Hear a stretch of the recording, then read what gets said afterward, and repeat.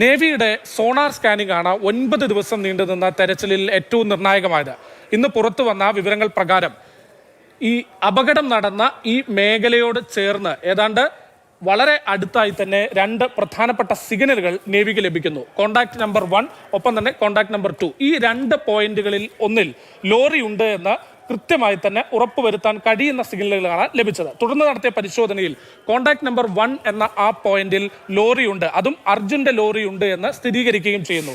ഇവിടെ നിന്ന് കൃത്യമായുള്ള പരിശോധനകളിൽ വ്യക്തമായത് നേവിയുടെ ഈ സോണാർ സ്കാനിംഗ് പ്രകാരം അപകടം നടന്ന ഈ പ്രദേശം ഏതാണ്ട് ഇവിടെയാണ് ഈ റോഡ് പോകുന്നത്, ദേശീയപാത പോകുന്നത്.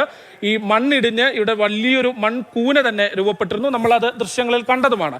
ഈ മൺകൂനയിൽ നിന്ന് ആ തീരത്തോട് ചേർന്ന് രൂപപ്പെട്ട വലിയ മൺകൂനയിൽ നിന്ന് കൃത്യമായി പറഞ്ഞാൽ ആദ്യ പോയിന്റിലേക്ക്, അർജുന്റെ ലോറിയുള്ള ആദ്യ പോയിന്റിലേക്ക്, ഈ പോയിന്റിലേക്ക് 20 മീറ്ററാണ് ദൂരമുള്ളത്. 20 മീറ്റർ ദൂരത്തിലാണ് അർജുന്റെ ആ ട്രക്ക് ഇപ്പോൾ കൃത്യമായി സ്പോട്ട് ചെയ്തിട്ടുള്ളത്. ഒപ്പം തന്നെ ഈ ട്രക്ക് ഈ പുഴയിൽ ഏതാണ്ട് 15 മീറ്റർ ആഴത്തിലാണ് 15 മീറ്റർ ആഴത്തിലാണ് ഇപ്പോൾ ട്രക്ക് ഉള്ളതെന്നും ഈ സ്കാനിങ്ങിൽ നിന്ന് വ്യക്തമായിട്ടുണ്ട്. 20 മീറ്റർ പുഴയോട് മാറി 15 മീറ്റർ ആഴത്തിൽ അങ്ങനെ ഒരു കൃത്യമായ സ്പോട്ടിങ്ങിലേക്ക്, കൃത്യമായ ഈ ലൊക്കേഷനിലേക്ക് തിരച്ചിൽ കേന്ദ്രീകരിക്കാൻ ഇന്ന് വൈകുന്നേരത്തോടെ കൃത്യമായി രക്ഷാസംഘത്തിന് കഴിഞ്ഞു എന്നുള്ളതാണ് ഏറ്റവും പ്രധാനം. അതിലേറ്റവും നിർണായകമായത് നേവിയുടെ ഈ സോണാർ സ്കാനിംഗ് പ്രകാരം ലഭിച്ച വിവരങ്ങളുമാണ്.